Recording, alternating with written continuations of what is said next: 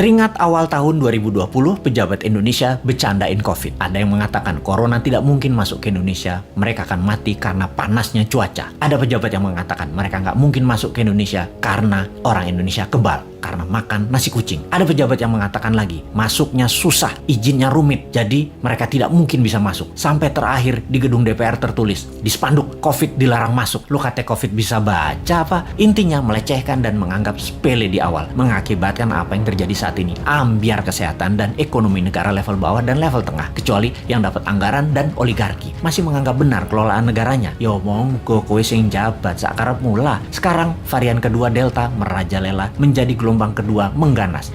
Mulai disalahkan rakyatnya nggak kuat sama PPKM. PPKM aja mengeluh, apalagi di lockdown. Nah kok ngene sih sampean bernegaranya, Cak? Kok nuduh rakyat? Bentar, jangan-jangan kalau di lockdown 100% dengan darurat militer plus dikasih cuan selama 14 hari langsung reda COVID-nya ketimbang di PPKM kan, dimana 80% manusia masih pada ngider bingung sih tepatnya. COVID jadi tetap merajalela karena ikut bergerak juga mengikuti cangkangnya. Sudahlah, pokoknya nggak ada lockdown, adanya PSBB, lalu PPKM, lalu nanti muncul singkatan baru dan apalagi strateginya, ya terserah. Lalu sibuk vaksin sana sini, tahu-tahu ada strain mutasi baru, Lambda, jreng, kaget lagi. Dimana Lambda ini katanya anti vaksin, kebal vaksin. Apa sih sebenarnya yang terjadi? Vaksin sama virus kok pinter-pinteran begini, sakti-saktian, punya jurus di atas jurus. Karena bernegaranya punya gaya sendiri, gak mau denger ilmu selain ilmu orang di sekitar istana, maka ya gak apa-apa kita gak dianggap. Walaupun kita selalu memberi solusi melalui sosmed, kita ingatkan versi lain. Pernah kita berikan solusi pakai gelang hijau, fokus di daerah hijau, dan pakai darurat militer, gak digubris. Memang sih sudah pasti ide kita dilepeh. Yowis, rapopo. Kalau buat simulasi alternatif lain ada nggak? Pemerintah buat nggak? Skenario A, B, C, D, dan lain sebagainya. Sungguh loh, ini semua harusnya banyak alternatif yang kita buat solusi dengan banyak skenario. Ada skenario perang dunia invisible war, skenario pandemi untuk tujuan politik,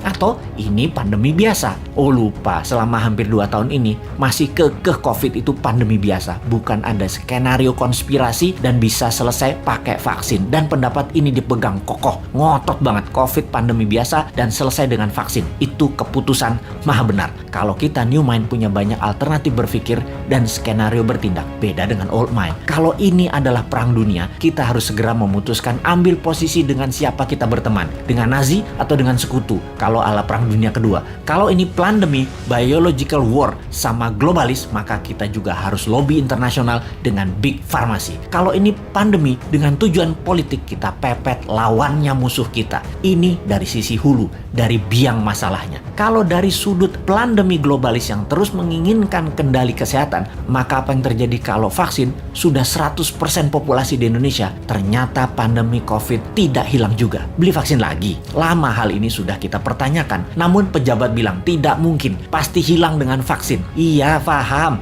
kalau tidak selesai ya nggak dijawab. Lalu yang dia bilang adalah lo ngeyel sih. Oke, kalau new mind bagaimana? Punya skenario lah kalau new mind. Skenario kalau COVID tidak bisa selesai oleh vaksin. Cara berhitungnya sederhana. Kalau terpapar 20.000 per hari, maka sebulan 600.000, setahun 7 jutaan. Saat ini 3,5 jutaan, alias total sampai akhir tahun 2022 bisa mencapai 15 jutaan. Dan ini baru memapar 5-10% populasi. Dimana kalau ternyata vaksin tidak menyelesaikan penyebaran COVID, maka 7 tahun COVID baru hilang dari bumi Nusantara. Karena untuk herd imunitas harus 70% tercapai. New Mind agar tidak bertele-tele solusi kesehatannya, ditambah memfokuskan solusi COVID adalah pakai imunoterapi, imunomodulator, stem cell, dendritic cell, multivitamin booster, dan sejenisnya selain vaksin yang ada. Pakai printing money modalnya supaya stok siap di akhir tahun 2021 ini. Kita tambah skenario, apa yang terjadi kalau setiap 3 bulan varian baru dimunculkan. Lambda yang terbaru misalnya, ini sudah diluncurkan dan sudah terdeteksi di 26 negara, sudah terpapar. Malaysia tuh masih 0 kasus, tapi sudah panik sejak bulan lalu dan mulai membuat persiapan macam-macam dilakukan. Karena yang Lambda ini kebal terhadap vaksin. Imunitas tubuh manusia yang bisa menyelamatkan diri sendiri dikasih booster. Kalau pejabat sekarang tahu nggak ya tentang Lambda, Theta, Upsilon yang bakal muncul? Atau tahu apa enggak juga kita nggak tahu. Punya rencana apa menanganinya juga kita nggak tahu. Atau, nah ini. Atau nggak percaya bakal ada lambda, bakal ada upsilon, bakal ada theta seperti awal tahun 2020 kemarin. Ya monggo. Jadi kalau vaksin tidak menyelesaikan masalah ditambah varian baru yang lebih kuat muncul, mau PPKM karet berapa lagi? Karet 4 seperti sekarang aja jebol. Kalau karet 10 pedes banget ya. Masih belum nyadar juga ya bahwa solusi selama 2 tahun ini belum terlalu tepat. Setidak tepat selalu berhutangnya untuk hal yang tidak produktif di dalam bernegara. Ayolah melobi globalis. Bisa kan? Ngerti? Cuma nanya, jangan marah dong bos. Aku ya ora paham. Cuman kasihan rakyat aja.